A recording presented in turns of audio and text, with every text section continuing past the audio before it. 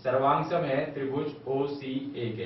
अगर त्रिभुज OCD और OCA एक दूसरे के सर्वांगसम है तो हम कह सकते हैं कि CD बराबर है CA के,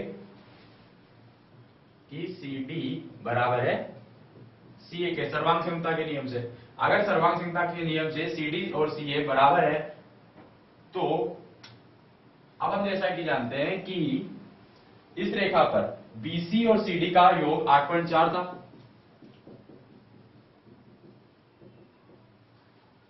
BC और CD का योग 8.4 था और CD जो है वो CA के बराबर है, तो हम कह सकते हैं कि BC और CA का योग भी 8.4 है। और यही हमें चाहिए था जो इस त्रिभुज में आ चुका है कि BC और CA का योग 8.4 है, उसका आधार 5.8 है और आधार पर कोण 60 डिग्री का है।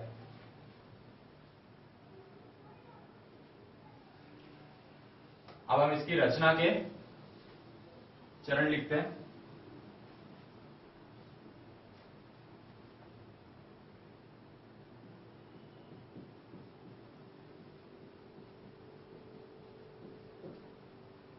सबसे पहले हमें दिया हुआ आधार बनाना है।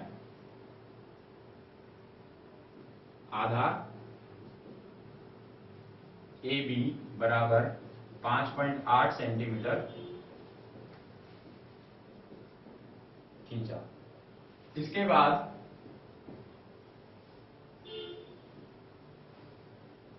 हमें आधार पर दिया हुआ कोण 60 डिग्री बनाना है, तो बिंदु B पर कोण B बराबर 60 डिग्री बनाया।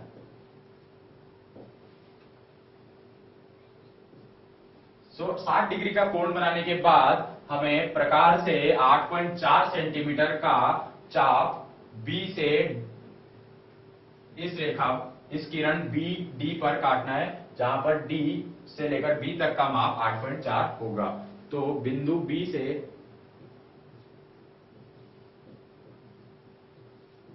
8.4 सेंटीमीटर का चाप काटा, जिसने हमें दिया BD बराबर 8.4 सेंटीमीटर।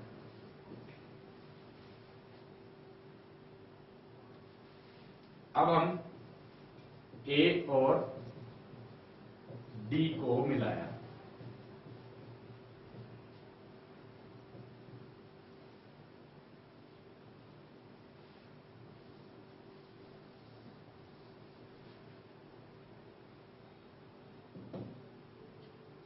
A और D को मिलाने के बाद हमने AD का लंब समद्विभाजन किया।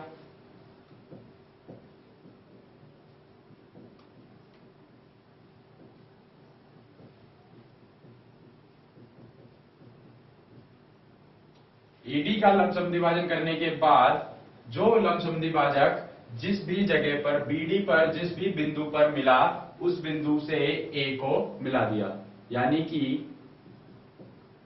बिंदु C और A को मिलाया तो हमारे पास त्रिभुज ABC प्राप्त हुआ।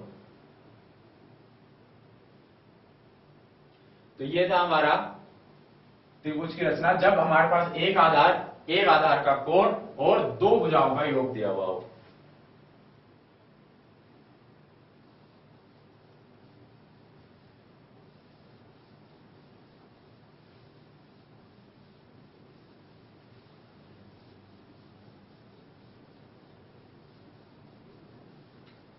अब हम बनाएंगे जब एक आधार, एक कोण और बाकी की दो भुजाओं का अंतर दिया हुआ हो।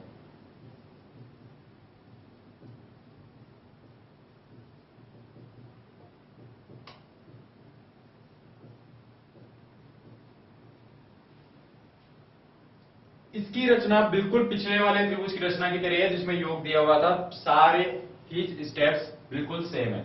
तो इसके लिए भी हम एक उदाहरण लेते हैं, जिसमें हमारे पास एक आधार 5 सेंटीमीटर का दिया हुआ है,